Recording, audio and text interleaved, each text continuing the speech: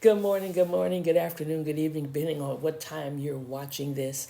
I'm Dr. Roz, and this is your moment of inspiration, information, and education. I want to address something because sometimes you ever felt like you wanted to do something, but you just didn't feel like it. You wanted to go somewhere, but you said, I don't feel like it. How many times? How many times have you not done something or made a decision because you didn't feel like it for whatever reason? But you know something? If we waited until we felt like it, most of the things that really matter would never get done because feelings are real, but they're not reliable. They fluctuate, they change. You can feel one day in the morning, one way in the morning, and by the end of the day you feel a totally different way, day to day. But you know what doesn't fluctuate? Purpose, calling, responsibility. See, growth requires movement, even when motivation is not there. Why we don't feel like it? Well, we're tired, fatigue, right? Disappointed, fear of failure, past hurt, hanging on to stuff, waiting for the right moment, or we're just plain overwhelmed. And then sometimes we get emotional burnout. And not feeling doesn't mean that you're lazy. It often means you're human. But here's the lie. Here's the lie that we believe. When I feel better, I'll do better. But you know what? You know what the truth is? Doing better is often what creates feeling better.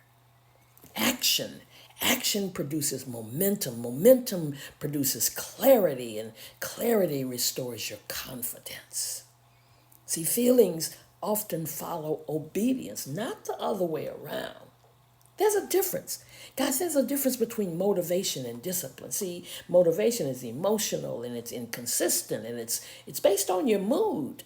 But discipline is intentional, it's repeatable, it's purpose-based. My mother taught me discipline. At 6 years old, when I was starting to take piano lessons, and she made me practice 3 times a day, in the morning, in the afternoon, and at night before I went to sleep. She was my first teacher of motivation because she had told me, if I buy this piano, you're going to play. So I believe everything I do, everything I get involved in, is based on an assignment. And now I'm at the point where some assignments are too important to wait on my emotions. See, faith is movement without a guarantee. Obedience isn't emotional, it's directional. And God often meets us in motion. So you don't have to feel strong to walk forward. And there's a cost. There's a cost of waiting until you feel like it because opportunities get delayed, your dreams stay dormant, your comfort delays your destiny. When you don't feel like it, I want you to do the smallest version of whatever the task is that you don't feel like doing.